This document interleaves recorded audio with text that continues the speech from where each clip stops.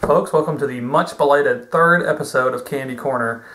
This is a segment that I originally intended to do more frequently, and in fact we had shot an episode that was deleted by mistake, so you missed out on us eating some delicious, I'm lying, not very delicious Batman taffy. Yeah, it was pretty rough. Yeah, but so you didn't miss anything. We just ate some nasty candy for no reason at all. That's what this show's all about, because you wouldn't be watching it unless you thought that was if we a were chance. just like eating good candy, if this was just us eating M&Ms. That's great, yeah. you know. No, not this time. Although, I don't know, there's one of these that I'm actually genuinely interested in trying. No, this time we have a Transformers Candy Corner special. This is, of course, the 30th anniversary of the Transformers, and there was a very successful live-action feature film released last weekend that we were kind of trailing on the success of, so we thought it was perfect time. We have a couple of items here, and one of them is very old, and one of them is very interesting. We'll start off with the interesting one, and hopefully, I think it's going to be the better one. So, in true Candy Corner fashion, we're saving the worst for last. In Japan, there is a very long-running series of Transformers novelties, gum kits, and they're like little model kits, stamped-together model kits, really similar to the Gundam model kits that we were getting them in the States for a long time when the Gundam stuff was running on Cartoon Network, but we're not really anymore. And they've been making these since the 80s in Japan, and they go back to Generation 1, and they've done all sorts of crazy stuff. They've done classic series, they've done Beast Wars, gum kits, everything under the sun. And I got this kit at a convention late last year. It was the last SlagaCon convention, not just the most recent one, but it will be the last one ever now. They said they're not going to be doing anymore. That was up in Florence, Kentucky. And this is the kit for one of the later Generation 1 characters who was a Japanese exclusive. His character I've been fascinated by. He's a base transformer, like a city former. And I'm afraid I'm not a native Japanese speaker, so if I butcher the pronunciation of his name, I apologize. But I believe that, because I've never heard it spoken aloud, he wasn't in any animation, I believe it's Dai Atlas, D-A-I Atlas. But it's I didn't bring the kit, I just brought the box to show it off. Kind of crack it open, and there's the instructions inside. But of course, they call it a gum kit. The main attraction is the little model kit inside, but obviously it's got to come with gum. It's a gum kit. So there's this little Japanese piece of gum. The wrapper is white with red letters, and in English it says Kabaya, K-A-B-A-Y-A. And there's some Japanese writing on the back, which I, of course, can't read. I assume it says the flavor. There's some little markings that tell you where to tear it open, which we appreciate. And then what I assume is the flavor, but I don't know. But it's a little steel package. The gum is still extremely soft. Like I said, I just got this a few months ago, so I've been holding on to it for a special occasion. And I think this is a special enough occasion. So, Jared? Good enough. Let's see. I hope I don't open this up and it's brown inside. Ooh, we'll get some weird seaweed flavored. I bet it's going to taste Japanese. It's going to be sushi flavored. Yeah, sushi flavored. Yeah. Mm-hmm. Sea crab is the flavor of the day. Sea crab. I have disintegrated. I've destroyed the gum just a smidge. This is harder to get open than you would think, actually.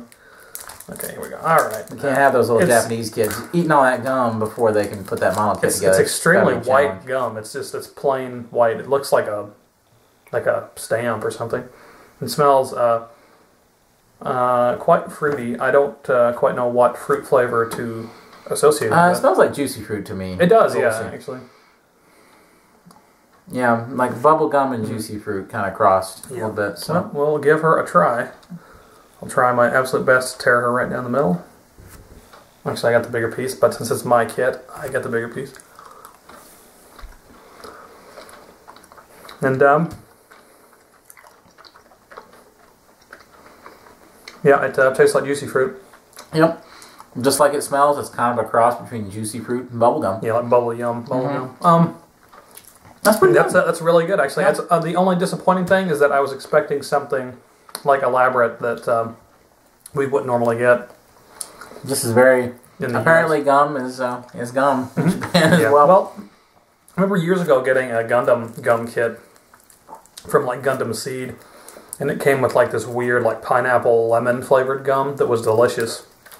But I'll never ever get another piece of it for the rest of my life because it was I bought it at a Japanese hobby shop just on a whim, and it's not like I can go to the supermarket and get any more.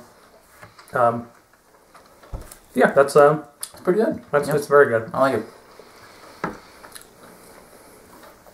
All right. As much as I hate to talk with my mouth full of gum, I'm going to continue to do so because I'm not going to spit this out. I'm not going to waste it.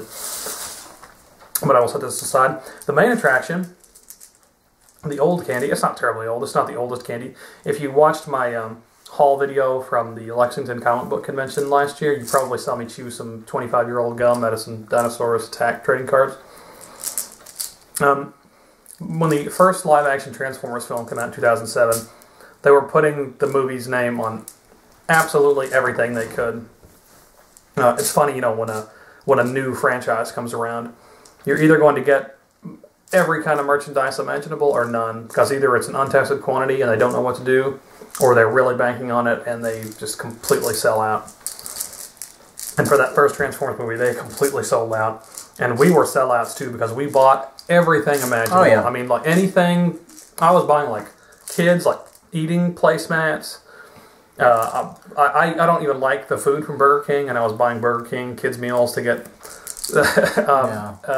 Transformers toys. Well, I was just so thrilled to have a Transformers movie. I didn't even really care how it was going to turn out, you know, and I liked it, you know, when I saw it. Yeah, but I enjoyed the merchandise and the build up and the hype way more than the hype push the was movie. Incredible.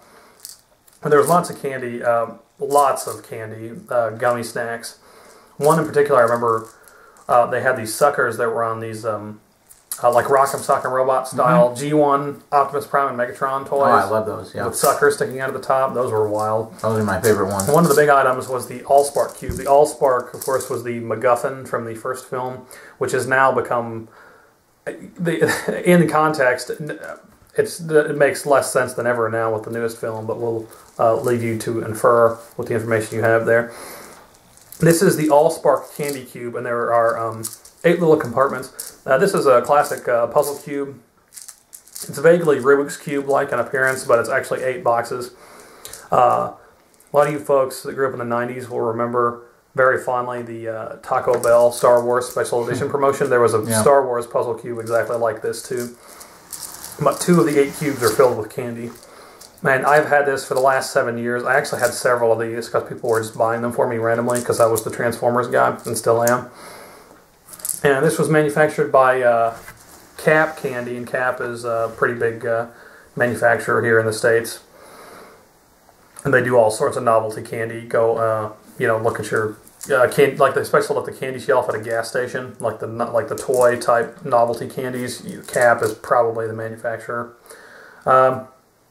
Let me see. Ingredients include dextrose, corn syrup, citric acid, magnesium, stearate, artificial flavor, gum, Arabic, shellac, dextrin, artificial colors, FD&C, blue number 1, yellow number 6, and red number 40. If I heard him right, I think he said that Arabic was in it, and I didn't know that you could put the Arabic language into something. It also looks as though it includes garbage. I'm willing to say that this is probably pretty garbagey candy. Energon. Yeah, I ate a whole cube full of this, and I don't remember anything about it, to tell you the truth. So it must be completely. At one point, it was non-offensive, but now it's just so old we don't know. But here's some nutritional facts: serving size 13 grams, calories 52, no fat, no sodium, a few carbs, 12 grams of sugar, no protein. Based on a 2,000 calorie a day diet. I'm sort of trailing because I'm sort of putting this off because I'm sure these are going to be very unpleasant. I've eaten candy that's just like a year old or 2 years old, and a lot of times it gets this type of candy. These are like little, I don't know if you remember Tartan Tinies, the Willy Wonka candy. I don't believe they're made anymore, but I ate them a lot in the 90s. This is that sort of little vaguely Tic Tac shaped candy coated chalky stuff. And if you've ever eaten any of those that are old at all, like I said, just a year or 2 years old, they sort of deteriorate. They're very powdery, very chalk-like.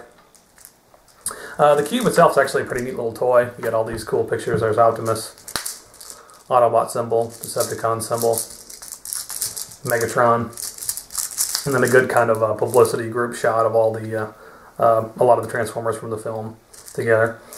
The candy is in these 2 little clear compartments, and they're little hatches. So we'll each take a hatch here, and I'll get at least one of each color. And there are little blue pieces, little black pieces, white and red.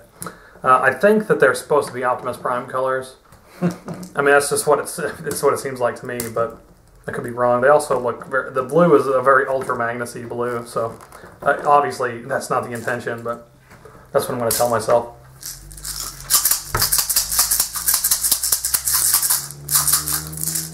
Good. 7-year-old candy. All right, what flavor do you want to start out with? And by flavor, I mean color. Let me see. I feel like this black we should eat last because it has the potential to be the nastiest. It's going to be the nastiest, and it's probably going to stick to our teeth the worst, so don't want to be... I want to remove the Japanese gum. Oh. Excuse us. I hate to say goodbye to such delicious gum. But there it goes. Just don't stay in your hand too well. No, okay, we'll do white first. White? Alright, here we go. All right.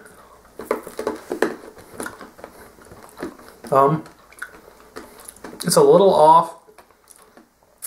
It's got some... It's a lot off. Yeah. Yuck. It's hitting me.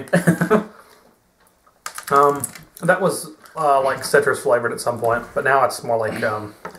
It kind of tasted like a rotted sugar, yeah. If there's a way to put that. Like it's sort of like a little explosion of rot in my mouth. Yeah, like a moldy How pleasant. sort of taste. How nice. Let's go for blue next, because it just happened to be the next one in the row. Okay.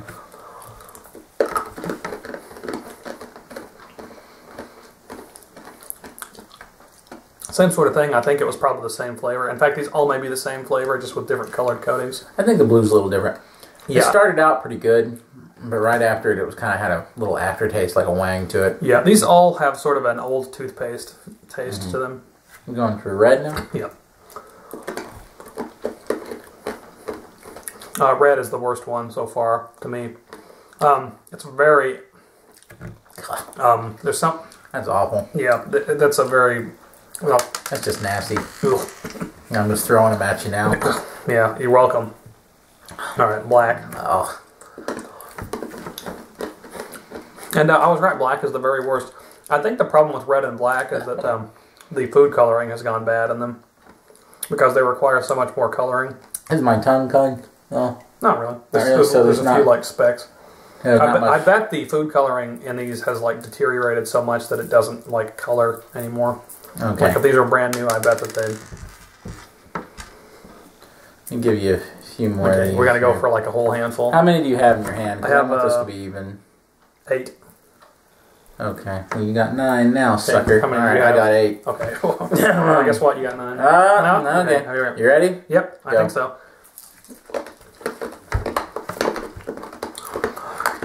I feel like my teeth are going to break off in some of these. Yeah.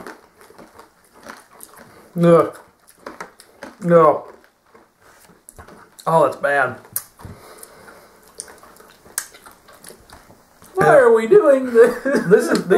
We are willing to degrade ourselves this much for your entertainment, people, so I really hope you appreciate this. You'll probably see a lot of Transformers videos for the new movie and for the 30th anniversary, but nobody is doing one quite like this. I assure you. Because everybody else is smarter than this. Just for kicks and giggles here, it's worth noting the Megatron image that they use uses Megatron's early head design that they didn't end up going with for the movie. But the movie looks nothing like. Yeah, didn't which a lot of the merchandise from that first film did. There's also some additional transformations that Brandon didn't know about. Look, Bumblebee. There's Barricade on the other side. Barricade. Also, how could Brandon forget everybody's favorite movie Transformer, Frenzy? Or maybe everybody's favorite Family Matters star, if I can get him where he needs to be here. He was around a moment ago. Oh, that's Blackout. That's not Jazz. There's Blackout. And here is Jazz. Oh, yeah, Jazz was... I'm no fool. Frenzy. Yeah, you saw him. So, there we go. Nope. I hope you enjoyed that. The gum was very good. Good luck getting some, because it'll cost you... I think that kit was $6 when I bought it, so that's the most expensive stick of gum I've ever had, although the model kit was very nice. These, you know what? This is going to sound funny. I guarantee you on some dusty old shelf in some antiquated grocery store somewhere, there's one of these hanging around. That I guarantee it. There's an old rundown dollar store somewhere that still has a box of these that you can buy. So if you see this around, this is not meant for children anymore. This is a collector's candy. This is a toy for adults. It ain't for kids. It's a special daddy toy. Yeah, I hate saying that, but this is definitely not for children. They might die if they eat this. We might. No. Yeah, I'm worried. They think we may. Maybe we should go induce vomiting. We've pushed it too far this time. Yes, too far. We did it all for the fame and the glory, and now I'm regretting it because this taste is still in my mouth.